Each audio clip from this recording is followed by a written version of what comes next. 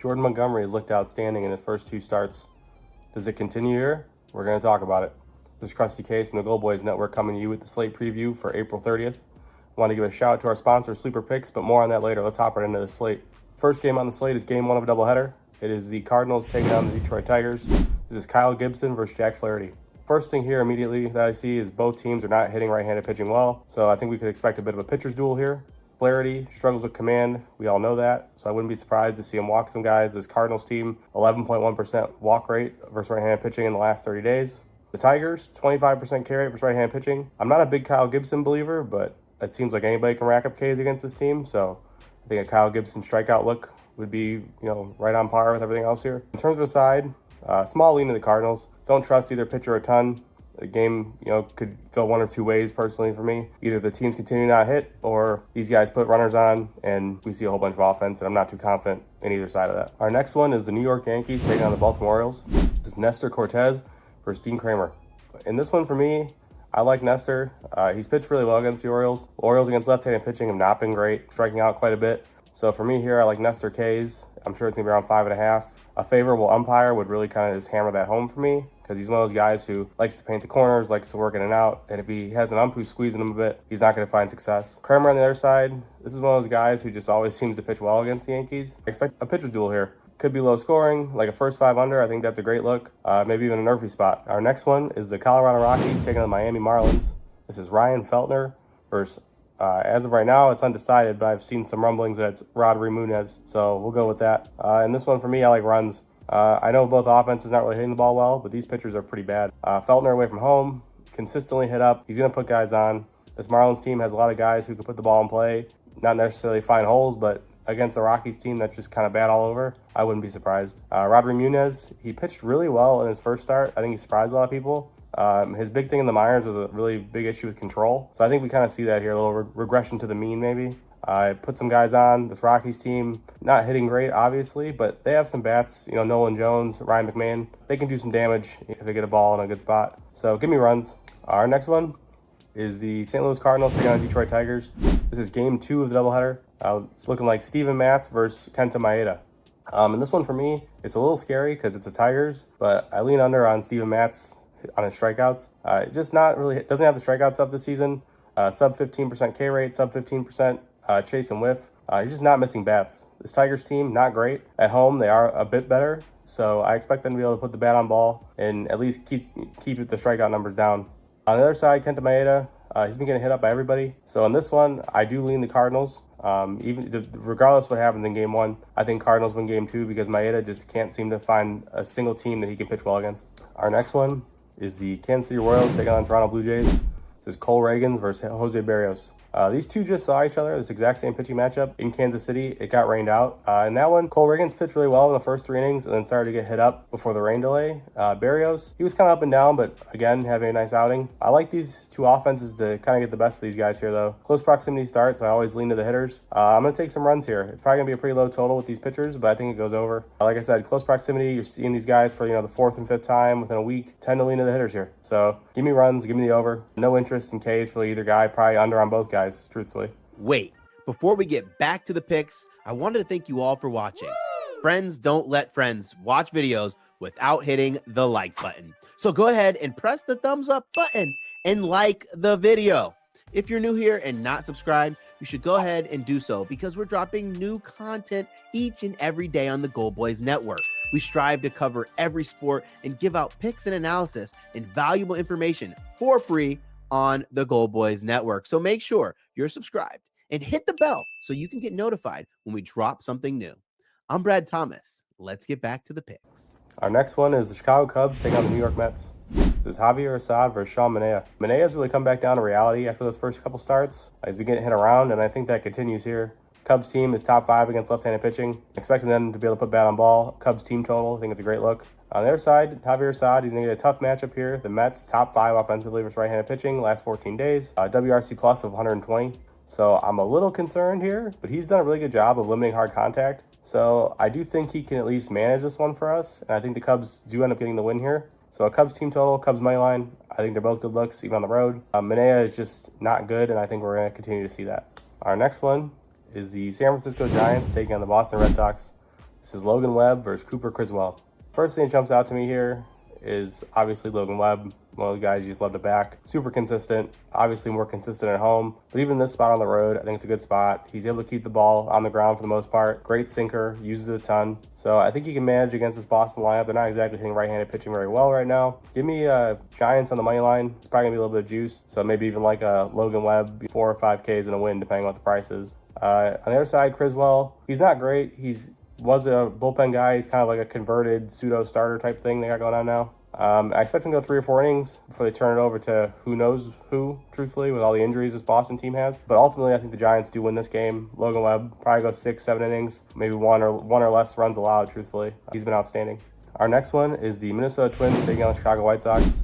This is Simeon Woods Richardson versus Michael Soroka. First thing, same thing as we were talking about earlier. This is a close proximity start. These guys just pitched against each other last week in Minnesota. So Soroka under Ks, heavy lean for me. He didn't cover his line last game. He's certainly not going to cover it this game. Guy just doesn't have the command. I haven't seen it all season. Doesn't throw anything other than really a sinker, and it doesn't move a whole bunch, and he doesn't miss any bats with it. So under Ks for Soroka. Simeon Woods Richardson, he's been pretty good through his first 2 starts. He struggled a little bit against the White Sox in this last one, really with his command ultimately. So small lean to his under Ks here. The White Sox have been a tricky team to kind of handicap all season. Right now they're kind of in this stretch where they're playing better than I think a lot of people think they should be. So small lean to the under Ks. I don't love it. This White Sox team, I feel like they could just take a crap at any moment. So not a team I'm looking to really back or trust in any way, shape, or form. Our next one is the Tampa Bay Rays taking on the Milwaukee Brewers. This is Tyler Alexander versus Freddie Peralta. For me here, I'm looking for a Peralta bounce back. Not pitch well against Pittsburgh. Command was terrible. I believe he had 5 walks in that game.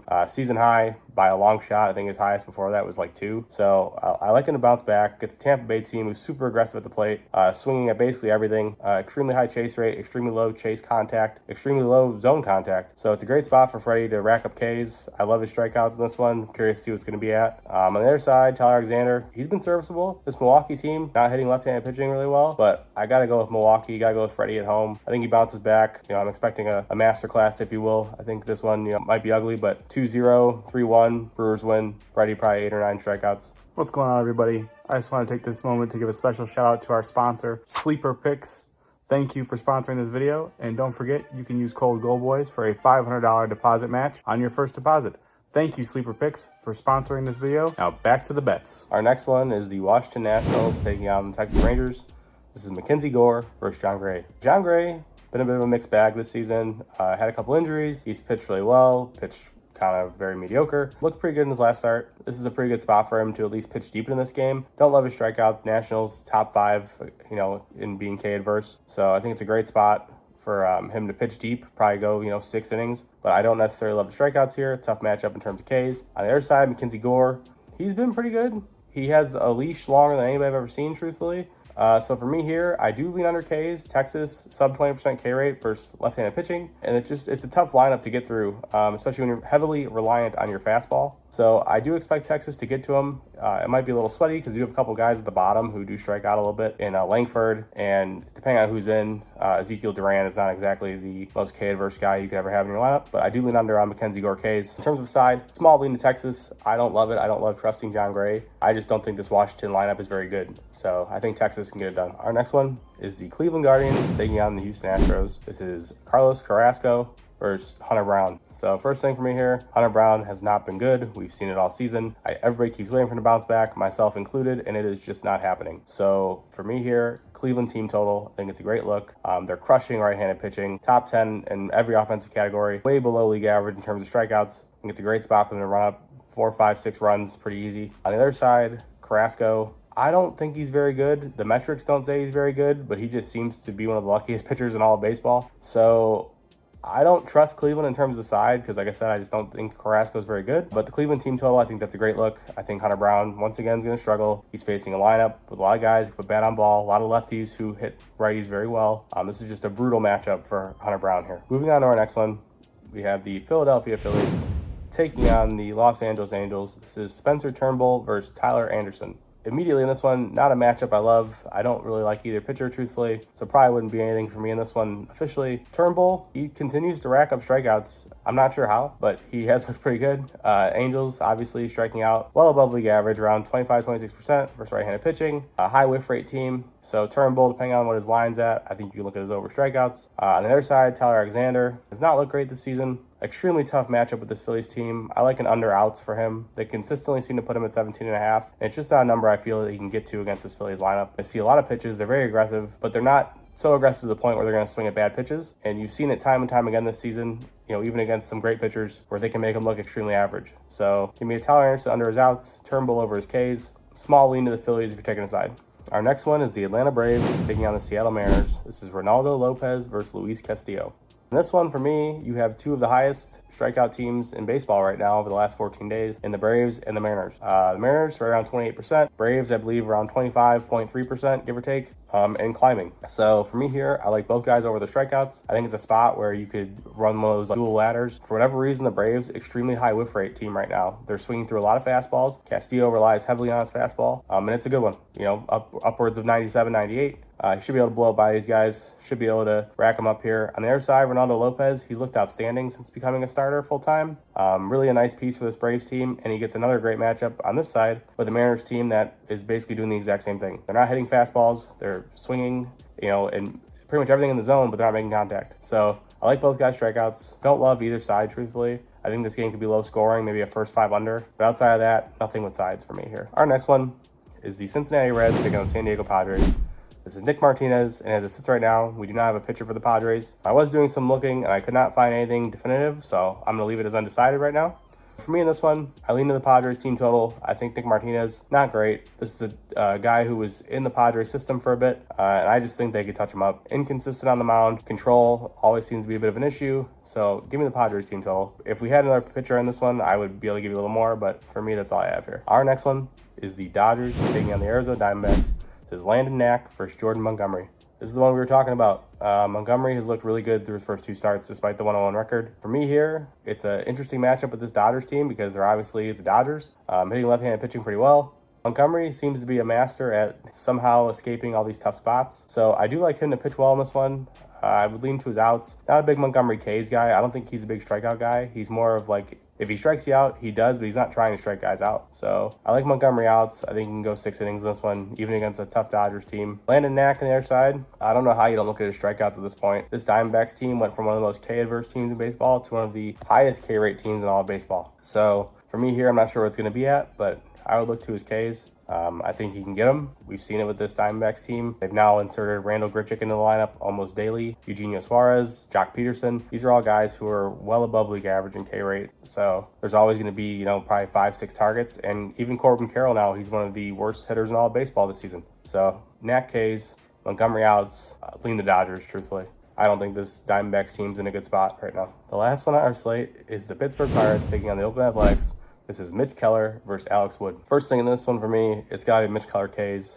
Oakland, one of the highest strikeout rates in all of baseball versus right-handed pitching. And I think Keller can rack him up here pretty easy. Great fastball, great sweeper, ton of movement. He's going to get this team to swing and miss a whole bunch. So I think his strikeout ladder could be in play. On the other side, Alex Wood, not good at all. But Pittsburgh not really hitting left-handed pitching. So I don't love backing Pittsburgh here, but I think in this one, it's one of those ones where you take the better pitcher with the team that in theory is better, and I think they get the win. So give me Pittsburgh, give me Mitch Keller. No real interest in trusting Alex Wood in any kind of capacity to keep this game close, even though I do think he does keep it close because Pittsburgh's not hitting well. That does conclude the slate for April 30th. If you guys could do me a solid, if you guys could drop a like, drop a comment, tell me what you like, what you don't.